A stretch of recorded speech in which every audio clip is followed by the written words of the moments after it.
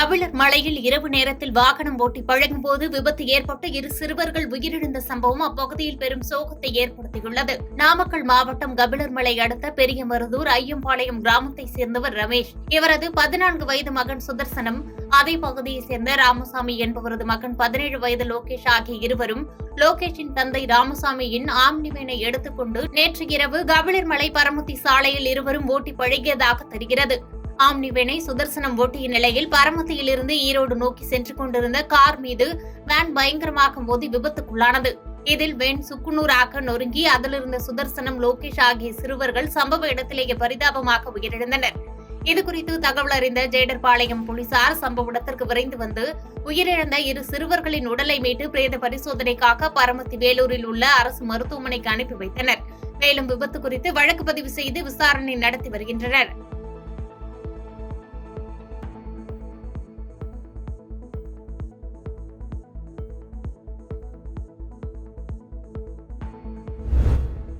சென்னை விமான நிலையத்தில் மத்திய வருவாய் புலனாய்வு பிரிவு அதிகாரிகள் சோதனையில் ஈடுபட்டிருந்தனர். அப்போது தாய்லாந்திலிருந்து வந்த இந்தோனேசிய நாட்டைச் சேர்ந்த வாலிபர் சுற்றுலா விசாவில் வந்ததை கண்டுபிடித்தனர். தொடர்ந்து அந்த வாலிபரிடம் அதிகாரிகள் விசாரித்தபோது முன்னுக்கு பின் முரணாக பேசியதைத் தொடர்ந்து சந்தேகமடைந்த அதிகாரிகள் அவரது உடைமைகளை சோதனை செய்தனர். அப்போது அவரது சூட்கேஸின் அடிப்பாகத்தில் ரகசிய அறை வைத்து விலையுயர்ந்த கொக்கைன் போதைப்பொருள் கடத்தி வந்தது கண்டறியப்பட்டது. இதைத் தொடர்ந்து ரூபாய் 33 கோடி மதிப்புள்ள 3 கிலோ 300 கிராம் கொக்கைன் போதைப் பொருளை பறிமுதல் செய்த அதிகாரிகள் அந்த வாலிபரை கைது செய்து சென்னை வந்த வாலிபர் யாரிடம் போதைப் பொருளை தர இருந்தார், இதன் பின்னணியில் உள்ள சர்வதேச போதை கடத்தல் கும்பல் யார் என விசாரணை நடத்தி வருகின்றனர். ஒசூர் அருகே குடிபோதையில் தகராறில் ஈடுபட்டு வந்த கணவரை அடித்துக் கொன்ற மனைவி கைது செய்யப்பட்டார். கிருஷ்ணகிரி மாவட்டம் ஒசூர் அடுத்த கழுகோபசந்திரம் கிராமத்தைச் சேர்ந்த பாப்பிரெட்டி என்பவர் குடிப்பழக்கத்திற்கு அடிமையாகி அடிக்கடி தனது மனைவியிடம் தகராறில் ஈடுபட்டு வந்ததாக கூறப்படுகிறது. இந்த நிலையில் நேற்று இரவு குடிபோதையில் வந்த பாப்பிரெட்டி மனைவி மஞ்சுளாவிடம் நீண்ட நேரமாக தகராறில் ஈடுபட்டு வந்ததாக தெரிகிறது.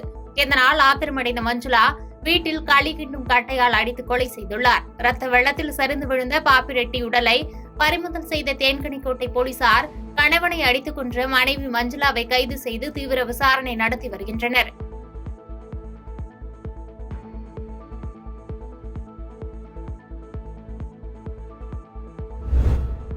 உளுந்தூர்பேட்டை அருகே வீட்டின் பூட்டை உடைத்து 50 சவரன் தங்க நகைகளை மர்ம நபர்கள் கொள்ளையடித்து சென்ற சம்பவம் பரபரப்பை ஏற்படுத்தியுள்ளது. கள்ளக்குறிச்சி மாவட்டம் உளுந்தூர்பேட்டை அருகே உள்ள தொப்பையன்குளம் கிராமத்தைச் சேர்ந்தவர் மூதாட்டி ராஜாமணி. இவர் மகன் இறந்த நிலையில் 2 மகள்களுக்கு திருமணம் செய்து வந்த பின்பு தற்போது தனது வீட்டில் தனியாக வசித்து வருகிறார். ராஜாமணிக்கு ரத்த அழுத்தம், நீரிழிவு நோய் இருந்து வருவதால் அவர் இரவு நேரங்களில் மாத்திரை சாப்பிட்டுவிட்டு தூங்குவது வழக்கம். இந்த நிலையில் நேற்று இரவு வீட்டில் தனியாக தூங்கிய மூதாட்டி காலை எழுந்து பார்த்தபோது வீட்டின் முன்பக்க கதவு உடைக்கப்பட்டிருப்பதை கண்டு அதிர்ச்சியடைந்தார். தொடர்ந்து பீரோவில் வைக்கப்பட்டிருந்த 50 சவரன் தங்க நகை கொள்ளையடிக்கப்பட்டது தெரியவந்ததை அடுத்து இதுகுறித்து ராஜாமணி திருநாவலூர் காவல் நிலையத்திற்கு தகவல் தெரிவித்தார். அதன் பேரில் அங்கு விரைந்து வந்த போலீசார் சம்பவ இடத்தை பார்வையிட்டு மோப்பநாயை கொண்டு தீவிர சோதனையில் ஈடுபட்டு வருகின்றனர்.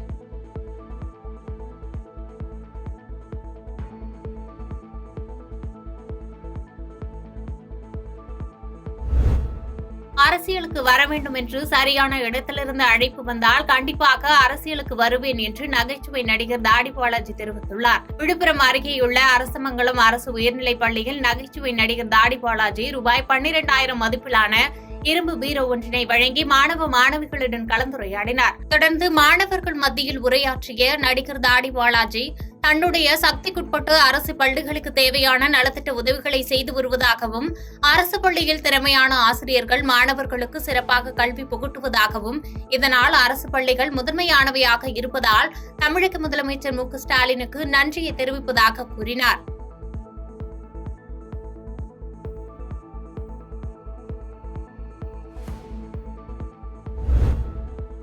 போச்சம்பள்ளி அருகே விளையாடிக் கொண்டிருந்த 5 வயது சிறுவன் மீது கார் மோதி உயிரிழந்த சம்பவம் அப்பகுதியில் பரபரப்பை ஏற்படுத்தியுள்ளது. கிருஷ்ணகிரி மாவட்டம் போச்சம்பள்ளி அடுத்த கோட்டூர் கிராமத்தில் மாரியம்மன் கோவில் திருவிழா 7 நாட்கள் நடைபெற்று வருகிறது.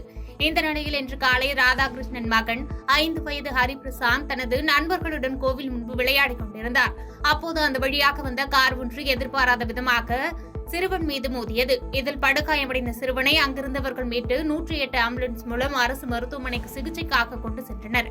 அங்கு சிறுவனை பரிசோதித்த மருத்துவர் சிறுவன் ஏற்கனவே இறந்துவிட்டதாக தெரிவித்தனர். இதுகுறித்து தகவல் அறிந்து வந்த மத்தூர் போலீசார் வழக்கு பதிவு செய்து அதிவேகமாக சென்ற காரை பறிமுதல் செய்து விசாரணை மேற்கொண்டு வருகின்றனர். திருவொற்றியூரில் முன்விரோதம் காரணமாக சரித்திர பதிவேடு குற்றவாளியை ஆட்டோவில் கடத்தி கொலை செய்த நபர்களை போலீசார் தேடி வருகின்றனர். சென்னை திருவொற்றியூர் அஞ்சுகம் நகரில் வசித்து வருபவர் ராசையா. சரித்திர பதிவேடு குற்றவாளியான இவர் அஜாக்ஸ் பகுதியில் ஆட்டோ ஓட்டி தொழில் செய்து வரும் முரளியிடம் கடந்த சில நாட்களுக்கு முன்பு ராசையா மாமூல் கேட்டு தகராறில் ஈடுபட்டதாக கூறப்படுகிறது. இதனால் ஆத்திரமடைந்த ஆட்டோ ஓட்டுநர் முரளி மற்றும் அவருடைய நண்பர்களுடன் சேர்ந்து நேற்று இரவு அஜாக்ஸ் பேருந்து நிலையம் அருகே ராசையா நடந்து சென்றபோது அங்கு வந்த ஆட்டோ ஓட்டுநர் முரளி தனது நண்பருடன் ராசையாவை ஆட்டோவில் கடத்தி சென்று சரமாரியாக வெட்டி கொலை செய்துவிட்டு அங்கிருந்து தப்பி சென்றுள்ளனர். இதையடுத்து தகவல் அறிந்து வந்த போலீசார் ரத்த வெள்ளத்தில் கிடந்த ராசையாவின் உடலை மீட்டு மருத்துவமனைக்கு அனுப்பி வைத்து விசாரணை மேற்கொண்டு வருகின்றனர். தேனியில் செல்போன் உதிரிபாக கடையில் பொருட்களை வாங்கிவிட்டு பண மோசடியில் ஈடுபட்ட இளைஞர்கள் மீது நடவடிக்கை எடுக்குமாறு கடை உரிமையாளர் கோரிக்கை விடுத்துள்ளார். தேனி பழைய பேருந்து நிலையம் அருகே செல்போன் எலக்ட்ரானிக்ஸ் பஜார் பகுதியான கடற்கரை நாடார் தெருவில் மீனாட்சி செல்போன் உதிரிபாகம் கடை செயல்பட்டு வருகிறது. இந்த கடையில் செல்போன் உதிரி பாகங்களை வாங்குவதற்காக வந்த 2 இளைஞர்கள் 700 ரூபாய் மதிப்பிலான பொருட்களை வாங்கிவிட்டு போன்பே மூலம் ஸ்கேன் செய்வதற்காக கூறி ஸ்கேன் செய்துவிட்டு 700 ரூபாய் அனுப்பியதற்கான ஆதாரத்தை காட்டியுள்ளனர். ஆனால் கடையில் வைத்திருந்த ஸ்கேனரில் பணம் பெற்றதற்கான அறிவிப்பு வராததால் ராஜஸ்தானில் உள்ள கடையின் உரிமையாளரிடம் பணம் வந்துவிட்டதா என கேட்டு சொல்கிறேன் எனவும் அதுவரை காத்திருங்கள் என இளைஞரிடம் கடை ஊழியர் கூறியிருக்கிறார். அதற்குள் இளைஞர்கள் இருவரும் மாயமாக்கியுள்ளனர். கடற்கரை நாடார் தெருவில் உள்ள செல்போன் உதிரிபாக கடைகளில் தொடர்ந்து இதுபோன்ற மோசடி சம்பவம் நடைபெற்று வருவதால் தேனி நகர போலீசார் உரிய நடவடிக்கை எடுக்க வேண்டும் என கடை உரிமையாளர்கள் கோரிக்கை வைத்துள்ளனர். பாதகம் செய்பவரை கண்டால் நாம் பயங்கொள்ளலாகாது பாப்பா. மோதி மிதித்து விடு பாப்பா, அவர் முகத்தில் உமிழ்ந்து விடு பாப்பா. அண்மை செய்திகளை உடனுக்குடன் தெரிந்து கொள்ள இணைந்திருங்கள் இயம்நாடு தொலைக்காட்சியுடன்.